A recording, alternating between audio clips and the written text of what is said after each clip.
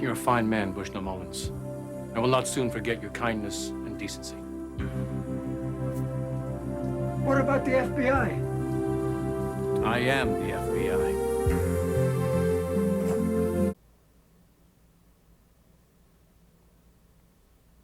Dale's back! Subscribe, and let's get started. Just go straight into it. Welcome back, everybody. This is our recap for part 16. Greg, Ryan, we're going to do things a little bit different this week. We want to focus a little bit on the things that we like the most about this episode, and then we're going to sort of skip Easter eggs and go straight into some theories and predictions going into the two-part finale that's coming up. Now, don't forget to subscribe to GameSpot Universe. We got plenty more TV coverage out there. We got Game of Thrones, Rick and Morty, and of course, Twin Peaks. Okay, so part 16's basically the setup for the final two parts of the 2-hour finale. Or is it? No, stop, nope. We'll get into your crazy prediction later. Not now. Let's just move on. Starting off, Mr. Cooper, who has no reason to trust anyone, brings a trap meant for him using his own son, thus confirming that 2 of the 3 sets of coordinates he got were bogus and that Richard was his son with Audrey. Goodbye, my son. Well, it's good to finally put the mystery of Richard's paternity to rest. Yep. Unfortunately, we're not going to get the father-son road trip that I was hoping for, but here we are. And Richard's a scumbag anyway, so good riddance. Later, buddy. Also, one cool little side note too, you can bring up the Old Testament tale about God directing Abraham to take his son to the top of the mountain and sacrifice him on a stone altar. There you go. Yeah, I can see it. All right. Personally, I think there was something even more important that happened in this scene. People? Jerry came back, and for 1, maybe 2 moments, it looks like he has sorted his situation out as he gets out his binoculars to get a closer look, and then...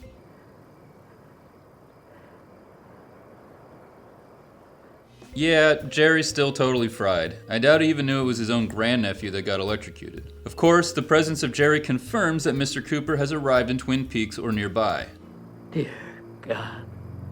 To cap off the scene, Mr. Cooper sends a cryptic text message to Diane. Smiley face, all. All right. Okay, Sure. All right, yeah. Diane, as usual, is at the hotel bar where she receives Mr. Cooper's message. She has this Manchurian Candidate-esque reaction as though she's been activated. She messages back coordinates and heads upstairs. Gordon somehow knows she's outside the FBI's door and tells her to come in before she knocks.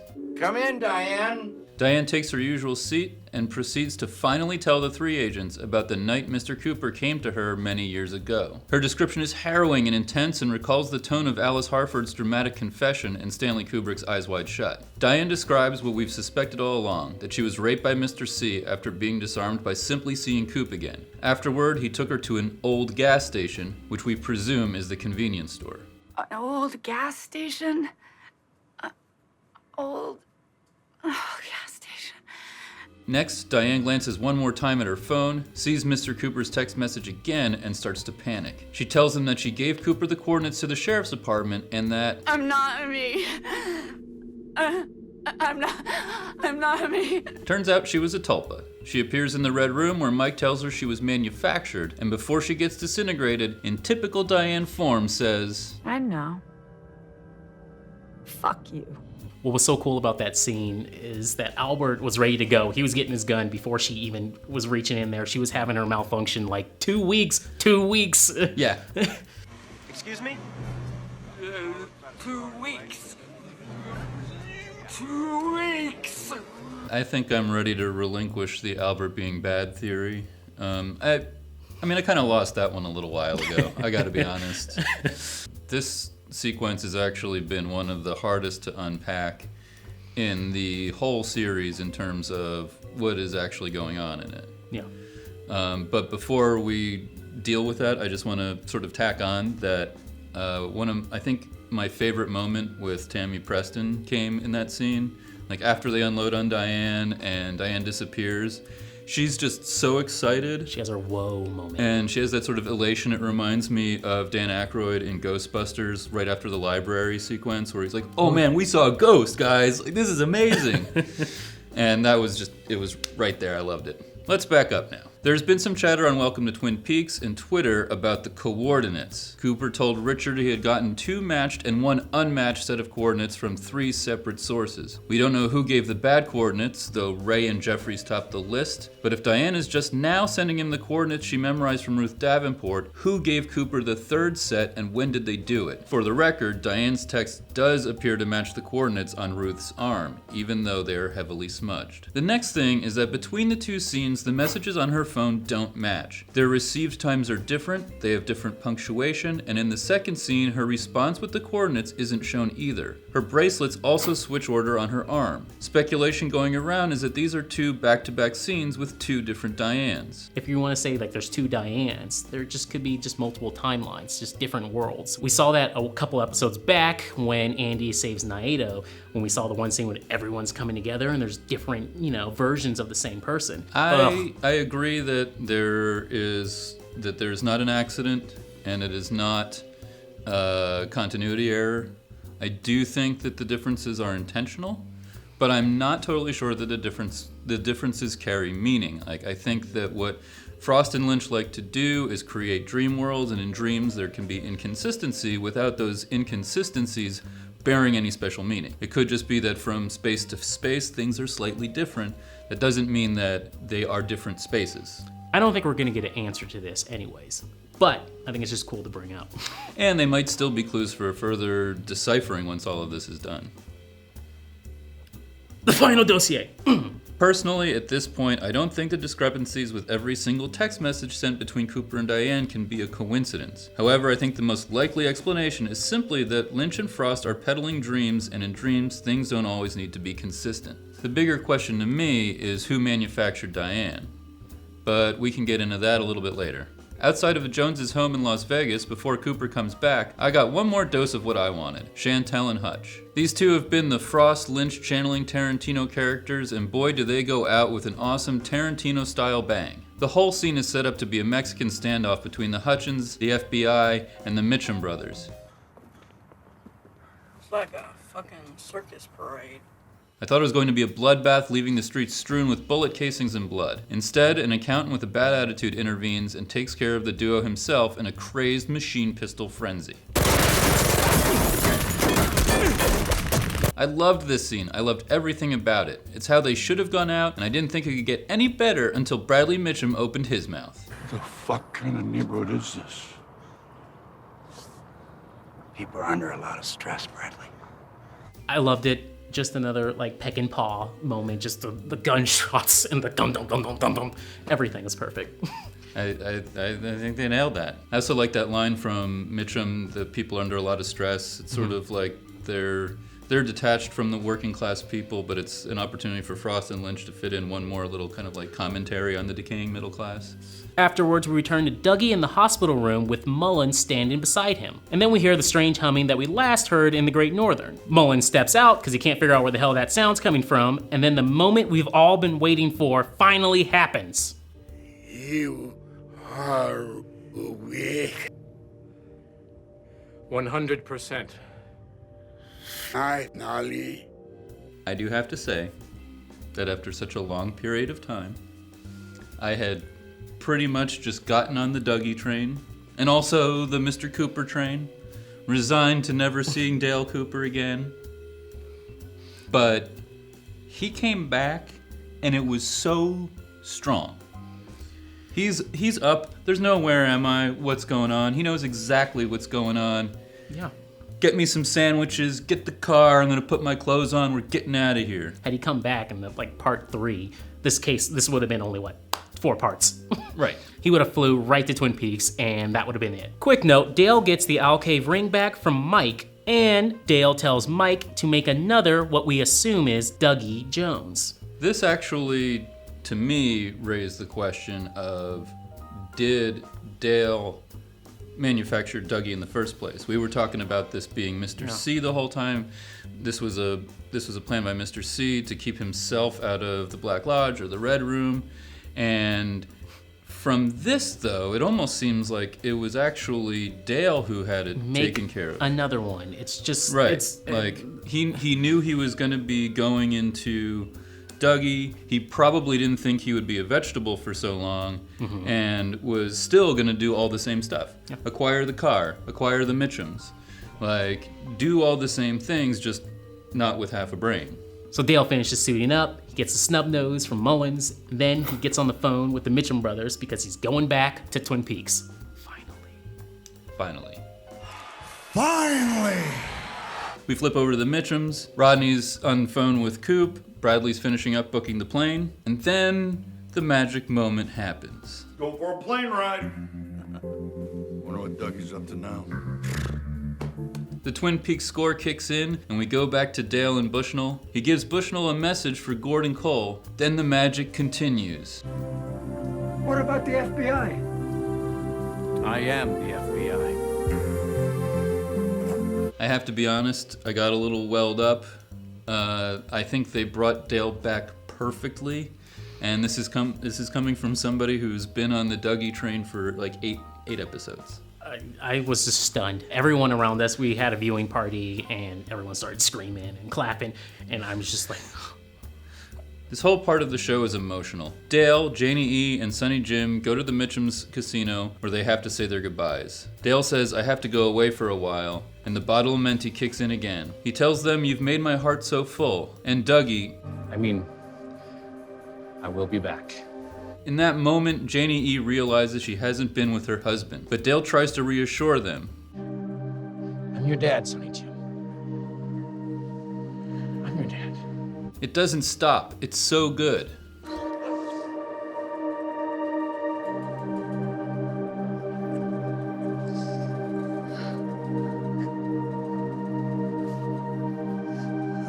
you are, thank you. I think it's just maybe the right time to say Naomi Watts, like, outstanding great performance in this series. If this is the last time we see Janie E, it's been a great journey. She was incredible. I don't know what the hell's in store for them for Emmys or anything like that. I really hope that Naomi Watts gets a nomination. This is incredible. What kind of world are we living in where people can behave like this, treat other people this way without any compassion or feeling for their suffering? We are living in a dark, dark age, and you are part of the problem. We get Dale back in the limo with the Mitchums and the Andys one last time. I hope they also are in the final two. I think they are. I want to say that I think there's going to be one more scene with all of them. It seems like they're on the trip together. And I love that scene. We get Dale getting his cup of coffee. We get Bradley getting his Bloody Mary. And Bradley is just like a kid. He gets his Bloody Mary. He just starts slurping it, just like Sonny Jim was slurping a soda a few scenes back.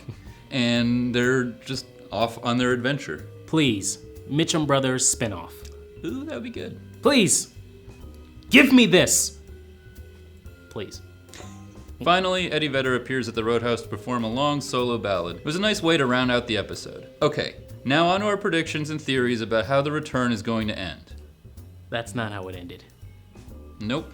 I think about half the people, though, at our viewing stood up, started to head to the kitchen, head to the bathroom, anything to get away from Eddie Vedder. I was one of them. I got up to go get a drink. I saw Eddie Vedder. I was like, okay, the credits are gonna roll any second. Let me get a drink real quick. No. A full 2 minutes go by before Audrey and Charlie show up at the Roadhouse. All I hear is a, oh! From someone in there. And then I immediately run back in the room. I make them rewind it. Oh yeah, that was me. I was sitting there. I did not move an inch. I'm just staring. I was like, I remember the bosomy woman at the end of the last episode. I'm not going to miss another detail. I'm sitting here until this song is over. Good thing we did. So after Eddie Vedder is finished, the MC introduces Audrey's dance. Audrey's dance. All right, before that, everyone's thinking, oh, okay, so she's not in a coma, so everything's fine. This isn't a dream or anything. She's there in the Roadhouse, look. And even then, we're still taking a sip of my drink, looking around, and then the MC says that, and then all of a sudden, the crowd parts and then starts swaying as the classic Audrey Horne Twin Peaks music kicks in. It's pretty awesome. Audrey starts to dance and they sway, and that image is gonna stay with me to the end of days, because if you were to tell me, what do you want to see in Twin Peaks: The Return? And that was it. That's it for me.